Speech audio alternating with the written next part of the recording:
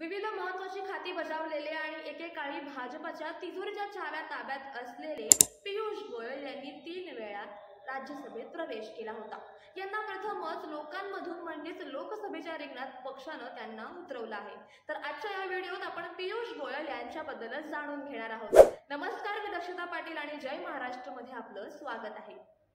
राजकारणात काही जण फारच नशीबवान असतात, त्यात गोयल यांचा समावेश होतो। कारण लोकसभेसाठी दक्षिण मुंबई हा त्यांचा वास्तव्याचा मतदारसंघ सोडून उत्तर मुंबई हा सोपा मतदारसंघ त्यांनी निवडला आणि पक्षानं यासाठी संमती दर्शवली।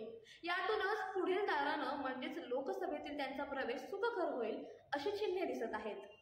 पंतप्रधान नरेंद्र मोदी व भाजपचे अन्य नेते घराणेशाहीवर बोलत असले तरी पियुष गोयल हे घराणेशाहीच्या राजकारणातूनच पुढे आलेले नेते। वडील वेदप्रकाश गोयल, ज्यांच्याकडे तिजोरीच्या चाव्या असलेले भाजपचे खजिनदारपद। सरकारमध्ये वेदप्रकाश यांनी मंत्रीपद भूषवले आहे। आई चंद्रकांता गोयल यांनी मुंबईतील माटुंगा मतदारसंघातून निवडणूक लढवली आणि त्या निवडूनही आल्या होत्या। खजिनदार पदाचा घराण्याचा वारसा त्यांनी पुढे चालू ठेवला आणि भाजपमध्ये वडिलांनी भूषवलेले खजिनदारपद गोयल यांच्याकडे चालून आले। 2010, 2016 आणि 2022 अशी 3 वेळा त्यांना भाजपने राज्यसभेवर संधी देखील दिली।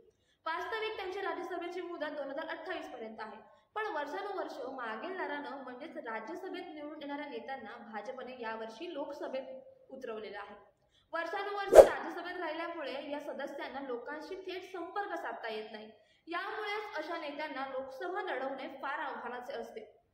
लोकसभा निवडणूक लढावी लागेल हे पक्षाने सूचना केल्यावर पियुष गोयल यांनी मतदारसंघांची शोधाशोध केली। त्यांचे मूळ वास्तव्य हे दक्षिण मुंबई, पण दक्षिण मुंबई हा मतदारसंघ तितका सोपा नाही। यातूनच गोयल यांनी बोरिवली, दहिसर, मागाठाणे आणि मालाड अशा पसरलेल्या उत्तर मुंबई मतदारसंघाला पसंती दिली।